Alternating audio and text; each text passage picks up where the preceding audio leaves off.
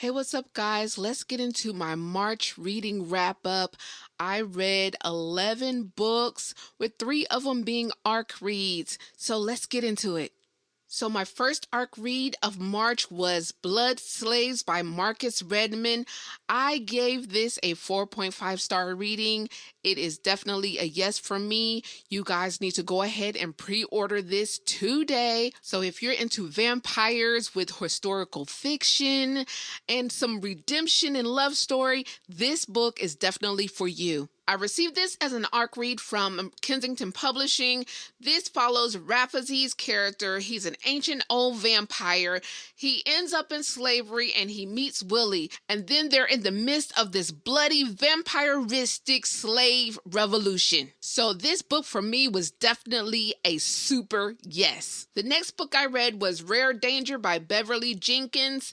This was really a great little cozy mystery and sort of kind of a love story. It follows Jasmine and Tor on their quest for whodunit. I rated this 4 stars. It was really cute.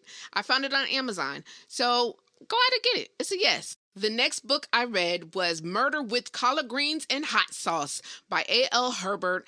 I gave this a 4-star rating. This was kind of a maybe for me.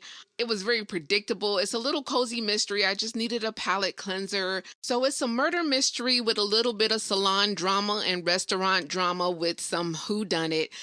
So if this is something that you want to read as a palate cleanser, then this is for you. The fourth book I read was Clap When You Land by Elizabeth Acevedo. I rated this 4.25 stars, and this was a yes for me. This book will really have you in your feelings.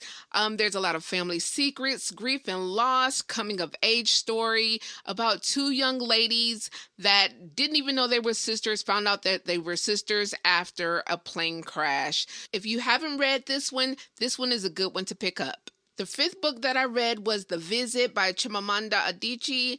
I found it on Amazon Originals. It's a short story that I rated 4 stars. It's about a futuristic matriarch of a world. It's a speculative fiction, alternate universe, where the men had the reversed roles of women. This was a palate cleanser for me, and that's about it.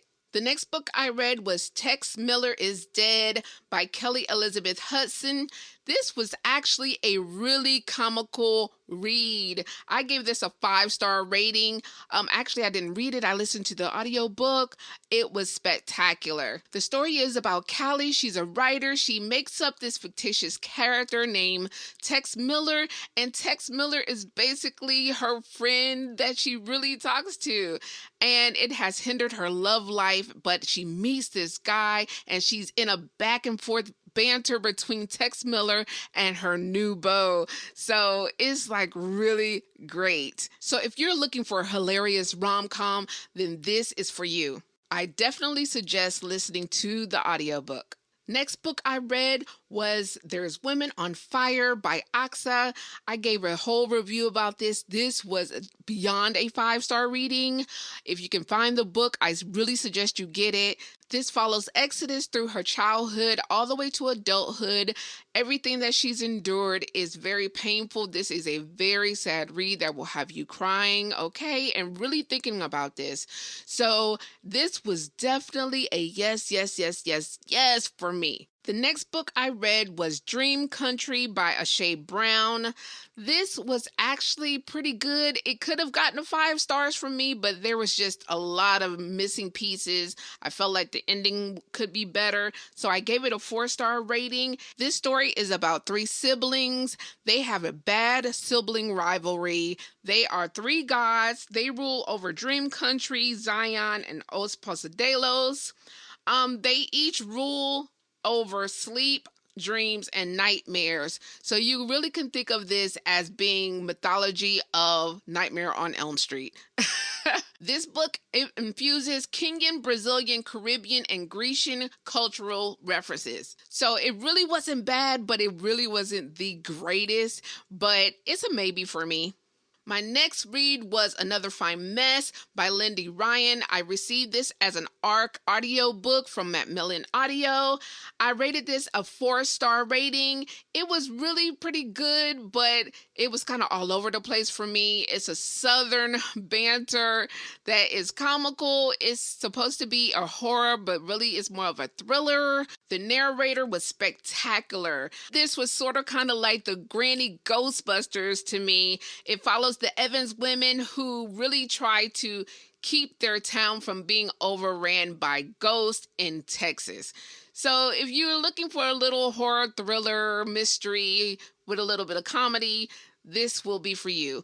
It was just a maybe for me. My next read was Cold by J. Jason Grant. I received this ARC read from Kensington Publishing, and baby, I gave this 5 stars across the board.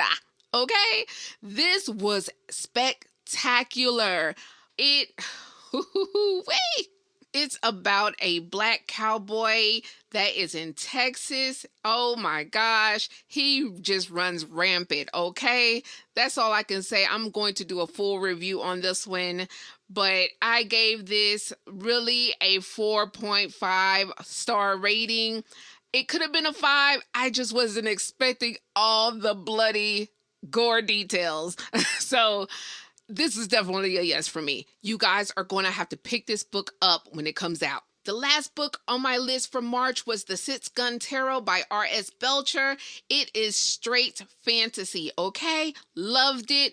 It was a 4.5 star rating. The narrator is absolutely amazing. It's about Jim, who's a young boy. He's traveling through Nevada in 1869 and ends up in this little town called Golgotha. It's full of mystery, thrill, magic, and secrets. And Jim has to save the whole entire world with these people from Golgotha with his dad's jade eye. And if you know anything about tarot, each chapter is named after the major arcana in the tarot. So this was definitely a yes for me. So as you can see, it's been a busy month for me, and I hope you guys enjoyed my reviews.